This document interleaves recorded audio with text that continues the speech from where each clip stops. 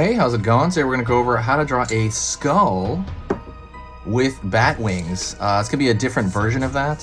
Hopefully, this will be very easy and simple, even if you are a beginner. So what I want you to do is I want you to grab a marker and a piece of paper. The marker I'm going to be using is a Faber-Castell PITT artist pen, big brush.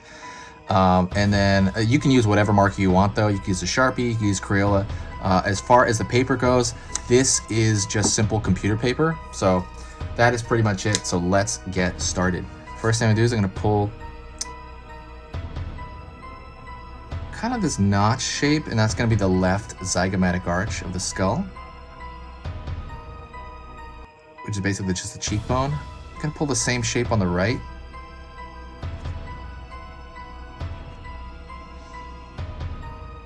Pulling up for the temple here, up for the temple. Gonna pull across here, around straight,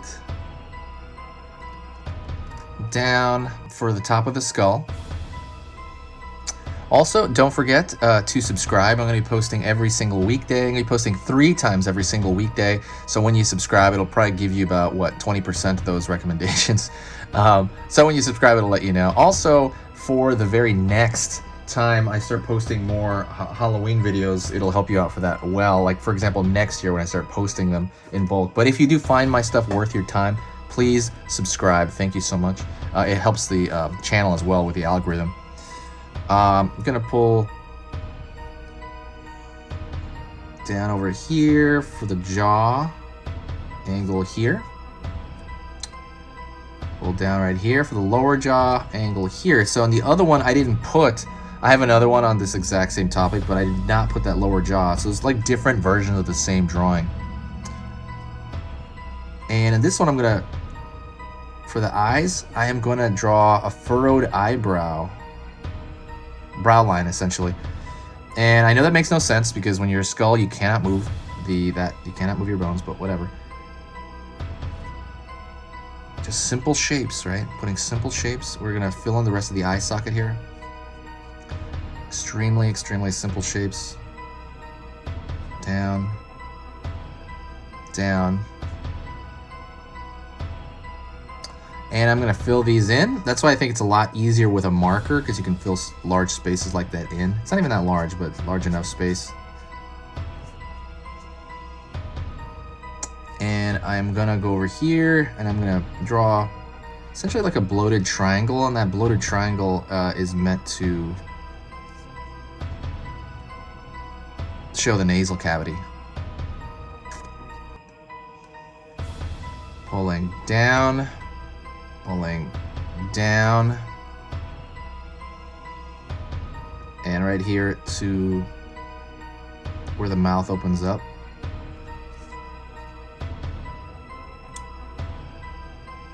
So let's start the wings on the side. I'm gonna start about yay. I'm just picking a kind of random point around where the brow line is. And I'm gonna start with this side first. I can't pull it too far out because then, it's gonna go right off the page. So I'm gonna start that U shape here, like a curved shape, and it's gonna pull out that direction.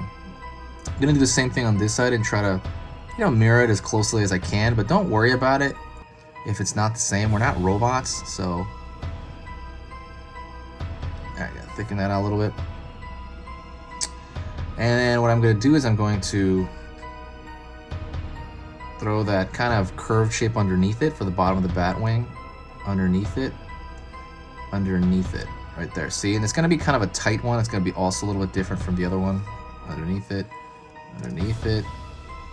bam. So you got these 3 essentially areas.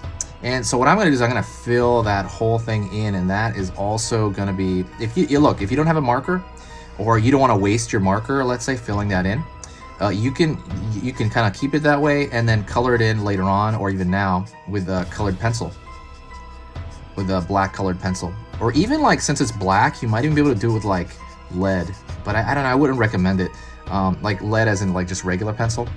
Actually, no, I'm gonna take that back. I don't recommend lead, because lead has like a gray, shiny quality to it that colored pencil doesn't have, you know, like a black colored pencil wouldn't have. So I would get like a black colored pencil. Ooh, light went out. It's haunted.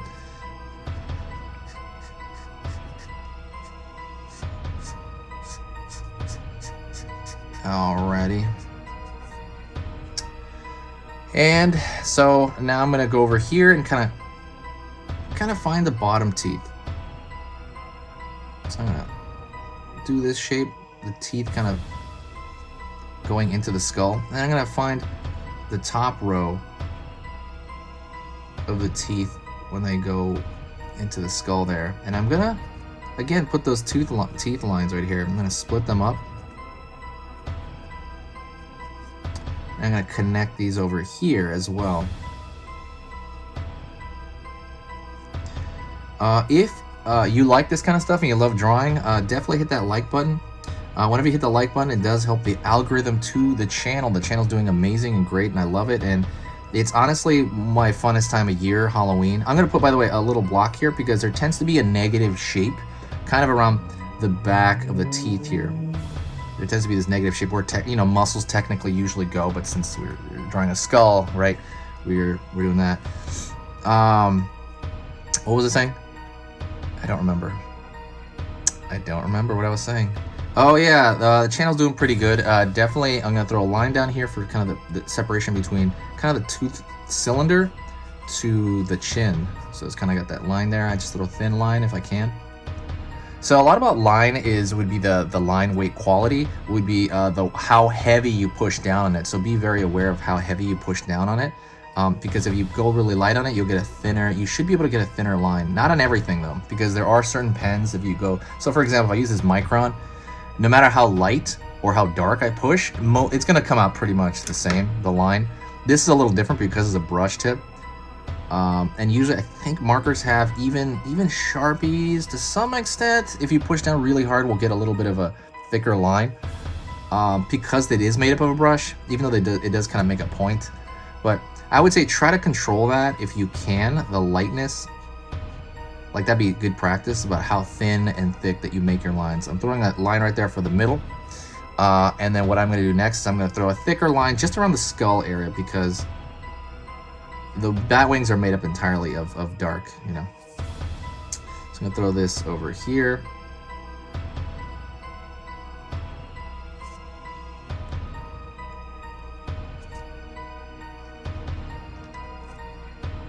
Down here. All right, awesome. Check out the description. I work really hard on that. There's a lot of cool different playlists to different things on there. So if you want like a playlist on different bats, go through that. I draw the bat like 5 or 6 times, the skull 5 or 6 times, more maybe even, and there's different versions of them. So it never runs out. These symbols are so fun to draw and they're amazing. Thank you so much for watching. I do appreciate it if you got to this point. Say hi to me if you do get to this point, and I'll talk to you later on. Thank you. Stay safe and stay spooky.